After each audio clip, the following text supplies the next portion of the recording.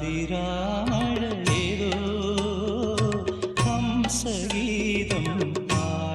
പാട്ട് കേൾക്കുമ്പോൾ സിനിമാ പ്രേമികളുടെ മനസ്സിലേക്ക് നേർത്ത നോവോടെ കടന്നു വരുന്നൊരു മുഖമുണ്ട്. മലയാളികളുടെ സ്വന്തം സൂര്യപുത്രിയായ അമല അക്നേനി ഉന്മാദത്തിന്റെ നീരാളിപ്പിടുത്തത്തിൽ ജീവിതം നഷ്ടപ്പെട്ടുപോയി. ഒടുവിൽ ഭ്രാന്താശുപത്രിയിൽ എത്തിച്ചേർന്ന ഉള്ളടക്കത്തിലെ രേഷ്മ കുറുമ്പും പൊട്ടിത്തെറിയും വേദനയും സന്തോഷവുമൊക്കെയായി അവസാനം ജയിലിന്റെ ഇരുമ്പഴിക്കുള്ളിൽ എത്തിച്ചേർന്ന സൂര്യപുത്രിയിലെ മായയെയും പ്രേക്ഷകർക്ക് മറക്കാനാവില്ല.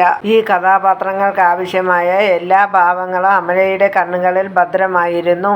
അതുകൊണ്ടായിരിക്കാം പ്രേക്ഷകർക്ക് അമല അത്ര പ്രിയപ്പെട്ടവളായി മാറിയത്. 19 വയസ്സുള്ളപ്പോഴാണ് അമല അക്നേനി എന്ന കൽക്കത്തക്കാരി സിനിമയിലേക്ക് വരുന്നത്.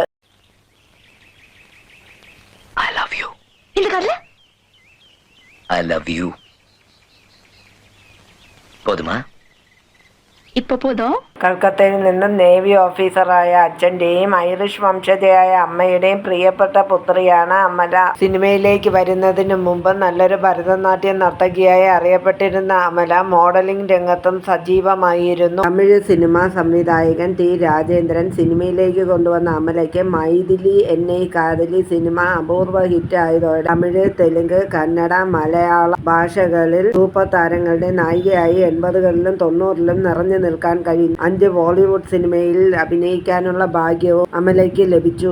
പ്രശസ്ത തെലുങ്ക് നടൻ നാഗാർജുനയുമായി വിവാഹം കഴിഞ്ഞ് അടുത്ത വർഷം മകൻ ജനിച്ചതോടെ അമല അക്നേനി പൂർണ്ണമായും സിനിമയിൽ നിന്ന് ഉൾവലിഞ്ഞതോടൊപ്പം കുടുംബകാര്യങ്ങളിലേക്കും മറ്റു സാമൂഹ്യ പ്രവർത്തനങ്ങളിലേക്കും അവർ തിരിഞ്ഞു.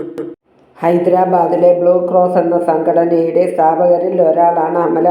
പക്ഷിമൃഗാദികൾക്കുള്ള ഷെൽട്ടർ എന്ന രീതിയിൽ 1992 ഈ സംഘടന തുടങ്ങിയത്. രോഗബാധിതരായ മൃഗങ്ങളെ ശുശ്രൂഷിക്കുക, ഏറ്റെടുക്കാൻ താൽപ്പര്യമുള്ളവർക്ക് ആ മൃഗങ്ങളെ കൈമാറുക, അവയുടെ വാക്സിനേഷൻ, ഇതൊക്കെയാണ് ബ്ലൂ ക്രോസിന്റെ പ്രധാന പ്രവർത്തനങ്ങൾ. അതിനൊപ്പം അക്നേനി കുടുംബത്തിന്റെ ഉടമസ്ഥയിലുള്ള Annapurna college of film and മീഡിയയുടെ ഡയറക്ടർ കൂടിയാണ്. ലൈഫ് ഈസ് ബ്യൂട്ടിഫുൾ എന്ന തെലുങ്ക് സിനിമയിലൂടെ 20 വർഷങ്ങൾക്ക് ശേഷം അമല തിരിച്ചെത്തി. കെയർ ഓഫ് സൈറ ബാനു എന്ന സിനിമയിലെ അഡ്വക്കേറ്റ് ആനി ജോൺ തറവാടി എന്ന ശക്തമായ കഥാപാത്രത്തിലൂടെ മലയാളത്തിനും അവർ വരവറിയിച്ചു. ഹിന്ദി സിനിമയിലും